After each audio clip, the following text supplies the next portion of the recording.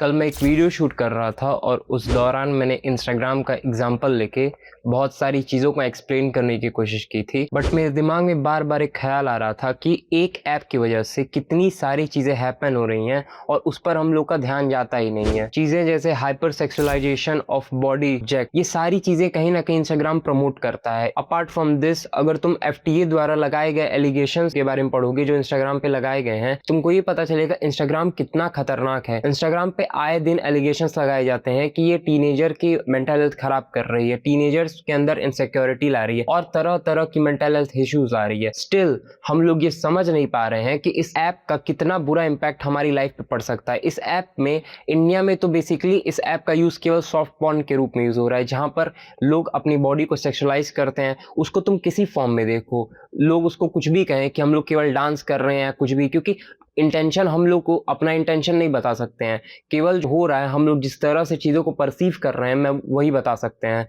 तो ज़्यादातर लोग तो यही कहेंगे जो लोग उस तरह के कामों को कर रहे हैं कि हम लोग तो केवल डांस कर रहे हैं या फिर हम लोग केवल एक्सप्रेस कर रहे हैं खुद को और ये हम लोग का केवल एक्सप्रेशन है। बट क्या रियलिटी में एक्सप्रेशन है? इतनी वल्गैरिटी क्या सच में किसी एक्सप्रेशन है या फिर ये सच में सोची समझी चीज़ें हैं? वो लोग डायरेक्ट तुम्हारे एकदम बेसिक ह्यूमन नीड्स को टैप करते हैं, सबसे बेसिक ह्यूमन डिजायर्स को टैप करते हैं। तुम वो एक्टिविटीज करते हो जिससे तुम्हारी बॉडी हार्म हो रही है, जिससे तुम्हारी मेंटल हेल्थ हार्म हो रही है, एंड स्टिल तुम समझ नहीं पाते हो कि कितनी ज्यादा हार्मफुल ये चीज है। आई डोंट केयर ये इन्फ्लुएंसर्स और क्रिएटर्स क्या कहते हैं, आई स्ट्रेट अप से इट्स ऑल फकिंग वल्गैरिटी, और इसको प्रमोट करना बहुत बेकार है, स्पेशली टीनेजर्स में। मेरे हिसाब से तो टीनेजर्स को इंस्टाग्राम पे आना ही नहीं चाहिए। एज अ टीनेजर तुम्हारा माइंड कंप्लीटली डेवलप नहीं है, तुम नहीं समझ सकते कि तुम्हारे सामने क्या क्या चीजें हो रही हैं, वो तुम्हारे हार्मोन्स को कैसे इंपैक्ट कर रही हैं। क्योंकि तुम इन चीजों को समझ नहीं सकते तो तुमको लगेगा सब सही है, तुमको अच्छा लग रहा है जब तुम घटिया एक्टिविटीज को करोगे, बट रियलिटी में वो बहुत हार्मफुल है, तुम्हारे मेंटल हेल्थ को बहुत ज्यादा इंपैक्ट करेंगी जैसे जैसे तुम ग्रो होगे। ये लोग जो अपनी बॉडी को सेल आउट कर रहे हैं,